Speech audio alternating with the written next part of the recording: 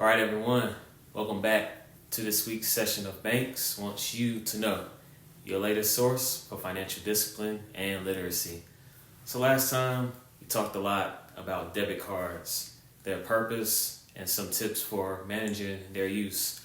But there's another type of card that can be labeled as a little more dangerous than a debit card if not used correctly, and that is a credit card. As promised, although I'm a little late, today's session will be all about credit cards. And as you all may know, they are a popular way of spending for big ticket purchases or really for things that we're unable to pay for with our own money at that time. It's totally fine to use it in this manner as long as there is a plan to pay it back. The big problem occurs when a credit card is turned into a main source of income with repeated or unlimited card swipes, resulting in a skyrocketing balance, a true credit card debt, and then there's other things that come with it, such as you having another bill, more stress, and just what seems to be a bottomless pit that we cannot escape. There's something that having a card in your hand ready to spend on what you want or need that it gives us, and that something is power. What if we used that same power to our advantage and added some self-control to manage our credit card usage?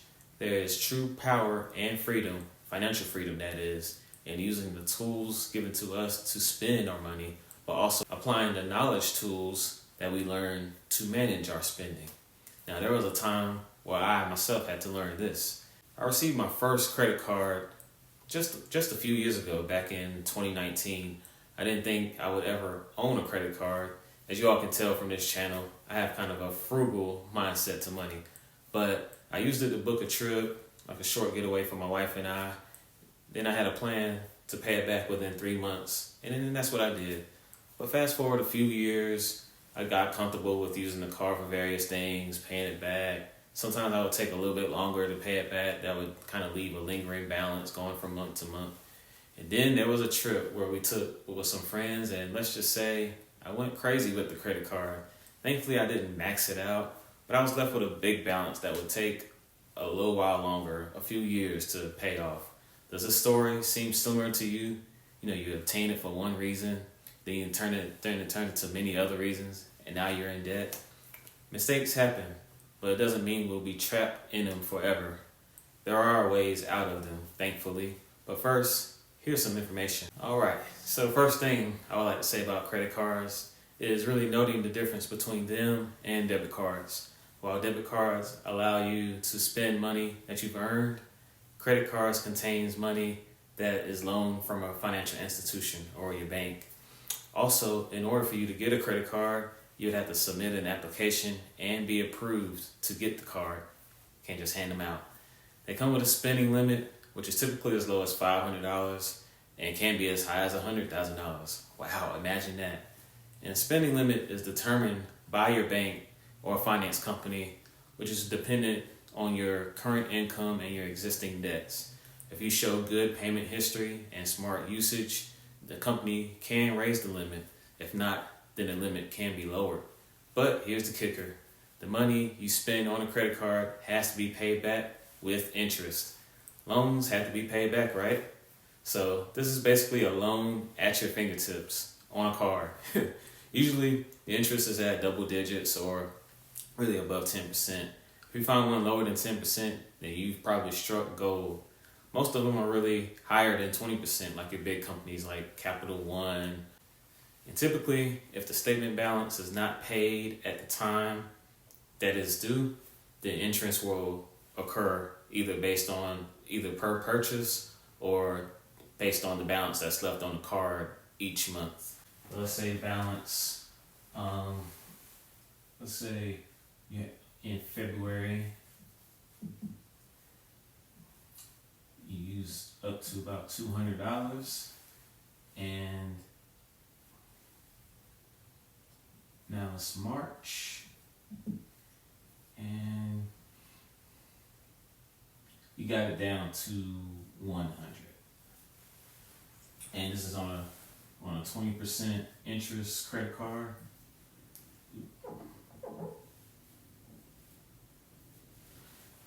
That means you roll into March. Once that statement date or that due date passes, and there's $100 left still on the credit card, then the balance will jump to 20% of 100. It's obviously 20. So you would add this. This adds 20 to that balance, and now the current balance will be 120 because the finance company wants to earn interest or earn a profit from our usage of credit cards. So if you don't get it paid off, then they start tacking on interest on your purchases on the balance, and that's how that works. Now, a positive thing about credit cards is they are mainly used to build credit. They're a popular way to build credit. With this in mind, one can start off with a low credit amount of about $500, make a couple of purchases, and pay it off to show the credit bureaus that you're willing to pay, and you're able to pay your obligations. This tends to open the door for more credit opportunities, such as an increased credit card limit, a higher credit score, and in consideration for other loans like vehicle loans. Now, one last thing I have about credit cards, which is another positive actually, is most will come with some type of rewards, which could include like a percentage of cash back on purchases at the gas pump, airline miles, and discounts at restaurants and with gym memberships. So if you're in the market for a credit card, I would say look for one with those types of perks or rewards that fit your lifestyle, a low interest rate, as low as possible, and with a bank that will allow you to start small, which is starting with a small credit limit. Some may give you a large credit limit to kind of capitalize on our mishandling of credit cards, which gives them more interest, gives them more of a profit from us. Now that we have the education piece out of the way, let's go into some tips for handling a credit card. First one I have for you all is to set a spending limit or a usage limit. For example, let's say you decided to spend $200 on a credit card for various purchases. Now, making that determination of an amount gives you that self-control to not go over that amount. Now, there can be a little bit of wiggle room for a few dollars over, but going over by $20 or more over that limit can be excessive. Setting a limit takes the time and the ability to track your spending. If it's not tracked, then the spending can get out of control. You could also choose to do a usage limit. What I mean by that is maybe you'll decide to use it 5 times a month. You'll know after that 5th time, it's time to put the credit card away and make the payment for the month. This method is better to use if you're making small purchases. Otherwise, just imagine using a credit card 5 times a month for purchases that were each over $100. That would be a big bill to pay if you're not ready. Now, when it comes to choosing between spending a spending amount limit or a usage limit, choose the one that works best for you and your budget. Now, the next one is big. Never settle for making just the minimum payments. Even if you can't pay the entire balance right away, develop an installment payment plan to get the balance paid off. Making a minimum payment continuously will never get the balance paid off. It could take 20 years, 30 years, or even longer, depending on how much has been used or how big the balance is. And who wants to pay bills for a lifetime? So an installment payment plan is kind of like a compromise between paying off the balance in full at the end of the month and paying only those small minimum payments. For example, this would be something like, okay, I'm going to pay $200 every month over 5 months to clear a balance of $1,000. There's a set plan in place with a predetermined amount, a reasonable time frame, and a willingness to tell yourself to stop using that card until the plan is complete. Now, the downside to this is having interest added to the balance each month, but there can be some adjustments made to the plan if needed. Then the last tip I have for you all is to use the credit card as a charge card. Most of you may have heard of this already, but it is when you use the credit card in the place of a debit card for your purchases. Then, either at the end of the month or before your next payday, you'll pay the balance with your earned funds from your checking account to leave a zero balance for the next month. This method can definitely improve your credit standing and lead to earning more rewards with consistent usage. In order to succeed with this method, you'd have to create a budget each time you get paid. More of this in a previous video, so check it out. And then determine how much free money you have, which is technically called discretionary income. Only spend the amount of discretionary income you have for that time period. If you happen to go over, prepare to have a balance on your credit card that will carry over into the next month. In a way, this is just like the spending limit plan that I explained earlier. I personally plan to get into this method of credit card usage so that my checking account can be almost exclusively used for bill payments.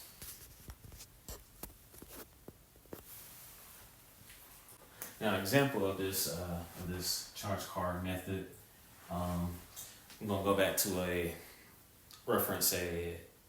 an example from a previous video. Let's say you from your check made $2,000. You pay your bills, things like that. You left with discretionary income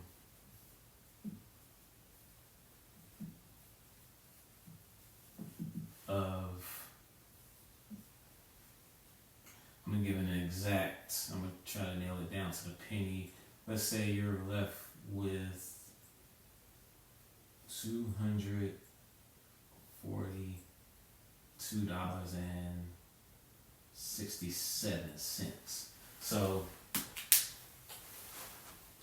this amount here will be your spending limit for what you would use on a credit card. So you would just have to make sure that this amount, not a penny more. Well, I did talk about wiggle room, so maybe if it happens to go over, then that's fine. But you stay in this ballpark amount for your credit card when you're charging items to your credit card, so that when it's time to pay the balance off, you can just move the money from your checking or from your account or wherever you held it. That's that free money, and you can apply it right on the credit card, pay the balance off, move on to the next month.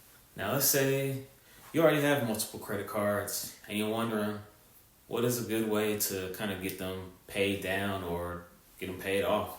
One technique I've learned from another financial guru a couple years ago is to pay your lower balances first. You could call it a bowling pin method, a stair step method, something that shows one thing being knocked down and moved on to the next, or going from one step to the next.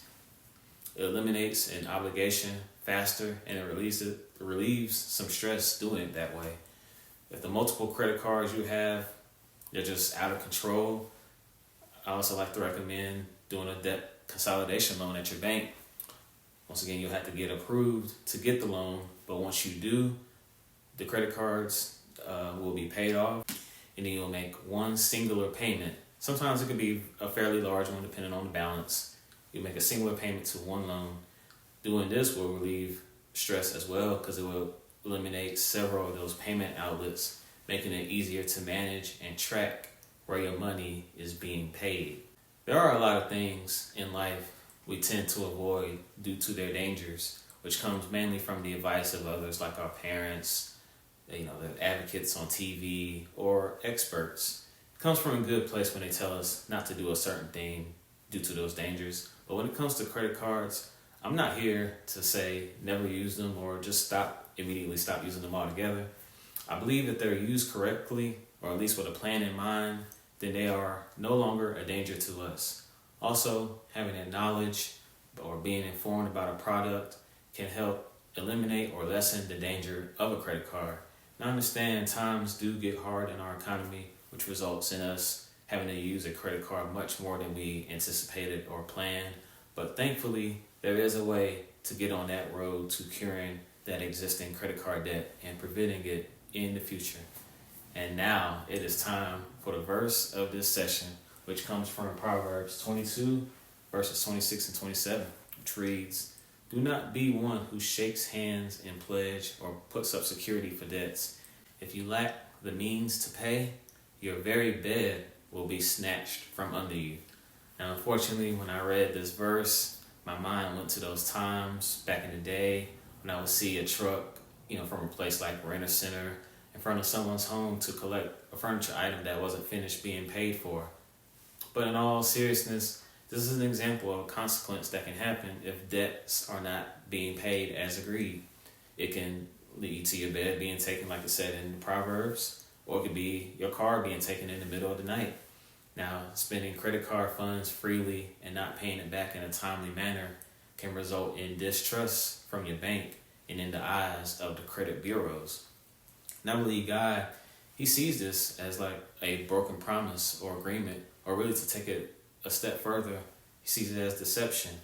He doesn't want us burdened with outstanding debts, or nor does he want us to cheat companies out of money loaned to us. He would rather have us knowledgeable about the products we use and allow him to provide our every need. And I would like to thank you all for taking the time to check out this week's session of Banks Wants You to Know, where financial discipline equals financial success. Please like, subscribe, follow, or share if I've said something that you will consider useful in your financial journey. Tune in next time to hear something I want you to know. Thank you, and class is dismissed.